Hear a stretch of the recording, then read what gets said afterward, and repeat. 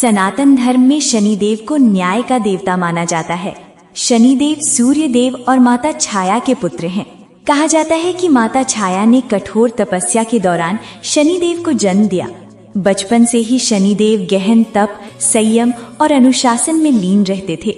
उनके तेज और दृष्टि में इतना प्रभाव था कि जिस पर उनकी दृष्टि पड़ती उसे उसके कर्मों के अनुसार फल अवश्य मिलता। पौराणिक कथाओं के अनुसार शनिदेव कभी किसी के साथ अन्याय नहीं करते। वे न तो किसी के पक्ष में होते हैं और न विरोध में, बल्कि मनुष्य को उसके अच्छे और बुरे कर्मों का सटीक परिणाम देते हैं। इसी कारण शनिदेव को कर्म फलदाता कहा जाता है। अब बात करते हैं शनिदेव की पूजा के लाभों की। शनिदेव की सच्चे मन से पूजा करने से जीवन के कष्ट, बाधाएं और परेशानियां धीरे धीरे दूर होने लगती हैं। जिन लोगों पर शनि की 7.5 या ढैया चल रही होती है, उन्हें शनि पूजा से विशेष लाभ मिलता है। शनिदेव व्यक्ति को धैर्य, अनुशासन और संघर्ष से लड़ने की शक्ति प्रदान करते हैं। शनिवार के दिन शनिदेव को तेल, काले तिल, काली उड़द और नीले फूल अर्पित करने से आर्थिक समस्याएं कम होती है और नौकरी व व्यापार में स्थिरता आती है। शनिदेव की कृपा से व्यक्ति को न्याय मिलता है और जीवन में सही मार्ग का बोध होता है। अंत में यही कहा जाता है कि शनिदेव से डरने की नहीं, बल्कि उन्हें समझने और सम्मान देने की आवश्यकता है। जो व्यक्ति ईमानदारी और अच्छे कर्मों के साथ जीवन जीता है, शनिदेव उसके सबसे बड़े रक्षक बन जाते हैं। क्या आप जानते हैं, एक ऐसा राजा जिसके न्याय से देवता भी कांपते थे, उसी राजा को शनिदेव ने बिना हाथ पैर के सड़क पर फेंक दिया। आखिर क्या अपराध था उसका? आज की ये कथा आपकी सोच बदल देगी। आखिर तक जरूर सुनिए। ये कथा है महान राजा विक्रमादित्य और न्याय के देवता शनिदेव की। एक समय स्वर्गलोक में सबसे बड़ा कौन के प्रश्न पर 9 ग्रहों में वाद विवाद हो गया। विवाद इतना बढ़ा कि परस्पर भयंकर युद्ध की स्थिति बन गई।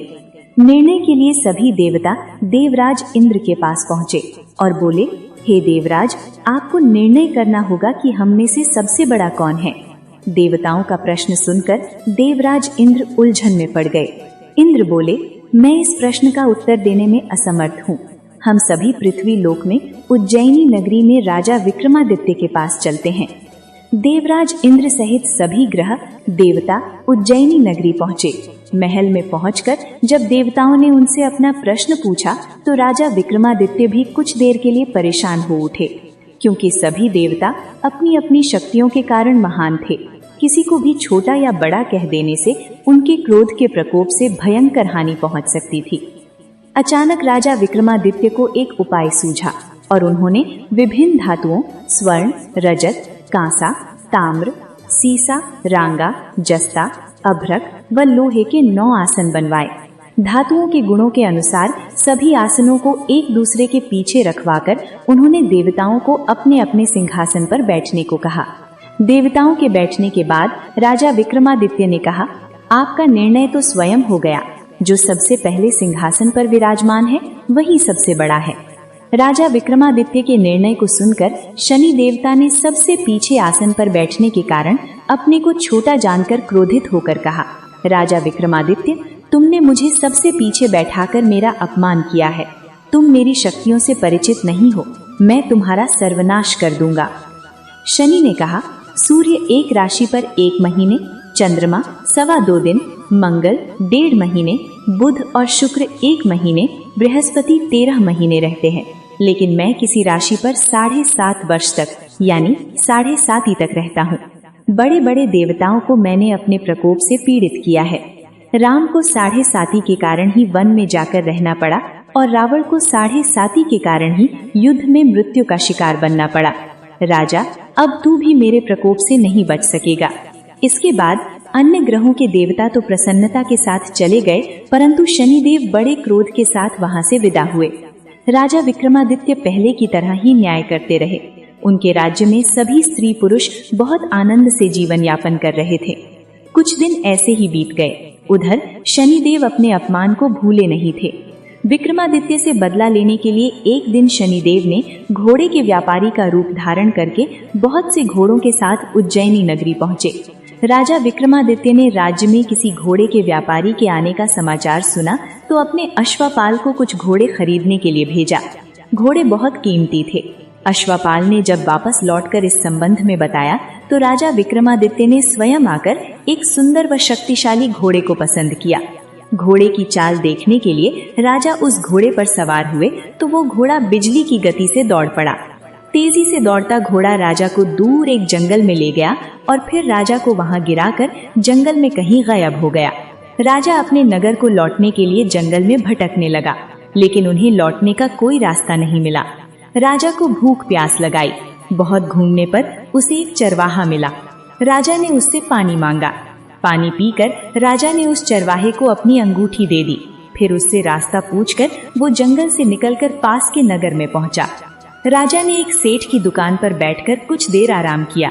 उस सेठ ने राजा से बातचीत की तो राजा ने उसे बताया कि मैं उज्जैनी नगरी से आया हूँ। राजा की कुछ देर दुकान पर बैठने से सेठ जी की बहुत बिक्री हुई। सेठ ने राजा को बहुत भाग्यवान समझा और खुश होकर उसे अपने घर भोजन के लिए ले गया। सेठ के घर में सोने का एक हार खूंटी पर लटका हुआ था। राजा को उस कमरे में छोड़कर सेठ कुछ देर के लिए बाहर गया। तभी एक आश्चर्यजनक घटना घटी। राजा के देखते देखते सोने के उस हार को खूंटी निगल गई।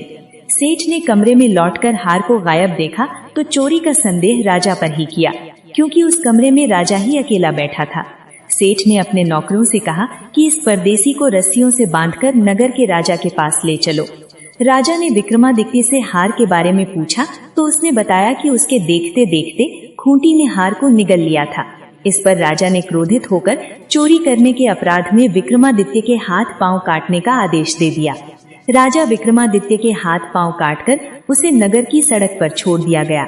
कुछ दिन बाद एक तेली उसे उठाकर अपने घर ले गया और उसे अपने कोल्हू पर बैठा दिया। राजा आवाज देकर बैलों को हाँकता रहता। इस तरह तेली का बैल चलता रहा और राजा को भोजन मिलता रहा। शनि के प्रकोप की 7.5 पूरी होने पर वर्षा ऋतु प्रारंभ हुई। राजा विक्रमादित्य एक रात मेघ मल्लार गा रहा था। तभी नगर के राजा की लड़की राजकुमारी मोहिनी रथ पर सवार उस तेली के घर के पास से गुजरी। उसने मेघ मल्लार सुना तो उसे बहुत अच्छा लगा और दासी को भेजकर गाने वाले को बुला लाने को कहा। दासी ने लौटकर राजकुमारी को अपंग राजा के बारे में सब कुछ बता दिया। राजकुमारी उसके मेघ मल्लार से बहुत मोहित हो गई, अतः उसने सब कुछ जानकर भी अपंग राजा से विवाह करने का निश्चय कर लिया।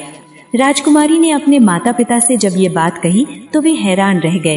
रानी ने मोहिनी को समझाया, बेटी, तेरे भाग्य में तो किसी राजा की रानी होना लिखा है, फिर तू उस अपंग से विवाह करके अपने पांव पर कुल्हाड़ी क्यों मार रही है। राजकुमारी ने अपनी जिद नहीं छोड़ी। अपनी जिद पूरी कराने के लिए उसने भोजन करना छोड़ दिया और प्राण त्याग देने का निश्चय कर लिया।